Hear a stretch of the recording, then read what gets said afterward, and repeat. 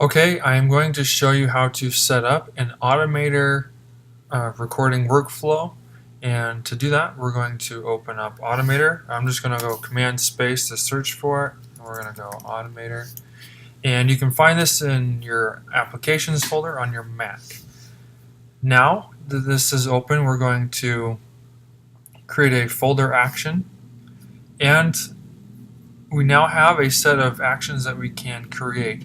Before I go any further though, you probably, if this is your first time using the Automator app, is you will need to activate or enable assistive devices so that they can run. And to do that, all you have to do is go to System Preferences, and then down here it says Accessibility, and here it says Enable Access for Assistive Devices here in the bottom left corner. And it's already enabled, so I'm just going to leave that checked and close that. So now I can run Automator workflows with this enabled. Now we can get back to business. The whole point of this is we're trying to tether our Canon 6D into working with Aperture or iPhoto, somewhere that we want to import photos automatically.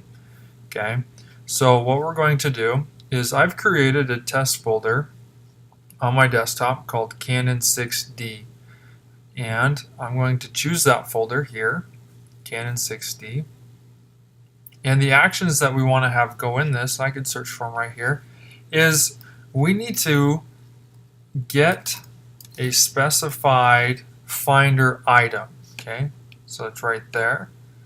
I'm going to drag that on there. Next, I need to get folder contents. I'm going to drag that right there. And last but not least, we just need to import our files, our photos, into Aperture or iPhoto, whatever you're going to use. After that, we need to make sure our settings for our actions are going to work. Okay, so we're going to add in our Canon 6D folder we did for specified Finder items. It's going to get folder contents. If we're going to have any subfolders in this folder, then of course we're going to have it repeat for each subfolder found. I don't plan on doing this or having any subfolders in mind, so I'm just going to leave it unchecked. And then I do want it to import to an existing album, which I have labeled as test. Alright, so now I'm good to go. That is all I need to do for this Automator workflow action to work. Okay, once I'm done, I can just hit run in the top right. This is a warning saying that I do have to have the get specified Finder items action in place at the top of my workflow, which I already have. I can just hit OK. And you can see in the log down here at the bottom is that the first two actions worked. We are now running to import photos into iPhoto. Okay, now I need to select here at the bottom. I've already have imported these before, and I'm just going to say import again, import, import. And now it's going to finish out the action here. It's done, and when I go click on iPhoto, I have a test folder with all those items in there.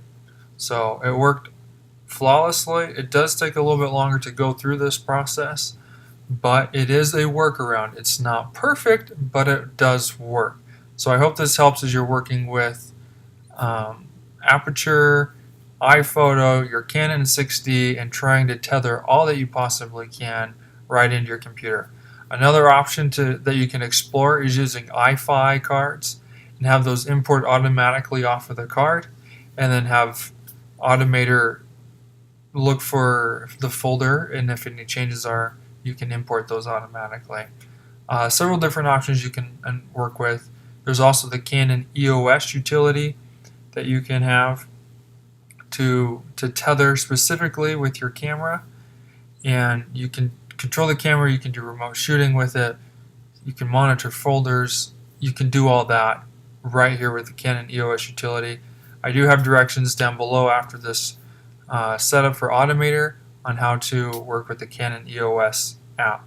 So I hope this is helpful and that you do find success in working around the tethering option until Apple does update Aperture to allow tethering with our new Canon 6D.